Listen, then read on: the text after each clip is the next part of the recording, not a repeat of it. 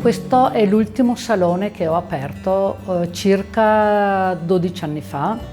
Ho aperto parecchi saloni, ho vissuto a Modena parecchi anni, 13 anni, pure là ho aperto un salone. Da quando sono a Bassano con il terzo negozio, le mie 2 figlie sono felici di aver intrapreso questo lavoro, perché anche loro sono, diciamo, creative, per me molto brave. Io le ho insegnato le basi, ci si dà qualche consiglio perché io sono sempre pronta e anch'io tuttora, guarda, ho sempre bisogno di imparare. I ragazzi al giorno d'oggi avrebbero, chi ha buona volontà, tutte le opportunità per diventare molto bravi, mentre noi una volta tutte queste opportunità non le abbiamo avute. Noi dovevamo rubare con gli occhi il lavoro, perché allora le parrucchiere di una volta erano molto gelose del loro lavoro. Mi ricordo che una volta mi hanno mandato e stavano mescolando un colore e poi avevano buttato il tubetto nel cestino,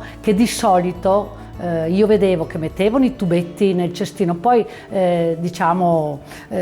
facevano in modo che noi non si poteva vedere che cosa creavano, no? Poi quel giorno per me si è aperto il mondo. Sono andata, mi ricordo, a prendere una lacca dell'Ellen Curtis, mi ricordo ancora adesso, ho puntato gli occhi nel cestino e ho visto questo colore che si chiamava polvere di stelle.